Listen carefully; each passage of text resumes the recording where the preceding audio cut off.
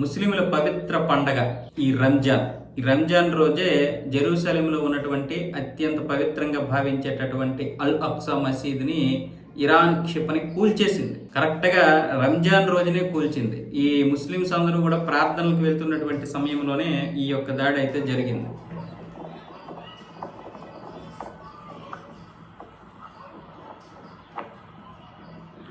Israel యొక్క రక్షణ వ్యవస్థను దాటుకొని ఈ క్షిపణి వచ్చి అక్కడ దాడి చేసిందంటే ఇజ్రాయెల్ చాలా క్షిపణులను ప్రయోగిస్తే ఇజ్రాయెల్కి చెందినటువంటి వ్యవస్థలన్నీ కూడా అక్కడ ఆపాయి కొన్ని క్షిపణుల్ని. కానీ కొన్ని క్షిపణులు దాటుకొని వచ్చాయి. అందులో ఒక క్షిపణి ఈ యొక్క మసీదుని అయితే కూల్చేసింది. ఇలాంటి పరిస్థితి రంజాన్ రోజు వచ్చింది ముస్లింలకి. ఇంకా వేరే వాళ్ళు ఎవరో దాడి చేసింది కాదు, ముస్లింల మీద ముస్లింలే దాడి చేసుకున్నటువంటి పరిస్థితి. బహుశా ఇలాంటి పరిస్థితి పశ్చిమాసియాలో ఇంకెప్పటికీ రాదేమో.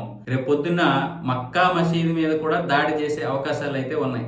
కాబట్టి ఇప్పుడు మక్కా మసీదుకి సౌదీ చాలా పెద్ద సెక్యూరిటీ ఏర్పాటు చేసింది. ఎందుకంటే దాని మీద ఒకవేళ దాడి చేస్తే అది ప్రపంచంలో చాలా వరకు చాలా పెద్ద నష్టాన్ని చేకూరుస్తుంది. ముస్లిం సమాజంలోనే ఇక ఇది వచ్చేస్తుంది, పెద్ద అగాధం వచ్చేస్తుంది. అందుకోసమని ఇప్పుడు మక్కా మసీదుని కూడా కాపాడుకోవడానికి తీవ్ర ప్రయత్నాలు చేస్తుంది సౌదీ. ఎందుకంటే అల్ అక్సా మసీద్ అనేది కూడా ప్రపంచంలోనే 3వ అతిపెద్ద పవిత్రమైనటువంటి మసీద్. మొదటి స్థానంలో ఇది ఉంటే 3వ స్థానంలో అది ఉంది. అంటే మక్కాలో ఉన్నటువంటి మసీదు ఫస్ట్, సెకండ్ ప్లేస్లో వచ్చేసి ఇంకేదో మసీద్ ఉంది, థర్డ్ ప్లేస్లో ఇది ఉంది. ఇప్పుడు ఇది కూలిపోయినటువంటి. సో అందుకే ఇప్పుడు సౌదీ అరేబియా దీనికి చాలా పెద్ద రక్షణ వ్యవస్థను ఏర్పాటు చేసింది. సైనికులతోటే కాదు, ఎటువంటి క్షిపణ దాడి చేయకుండా అక్కడ రక్షణ వ్యవస్థని అమెరికా సహాయంతో ఏర్పాటు చేసుకుంది, రాడార్ వ్యవస్థని.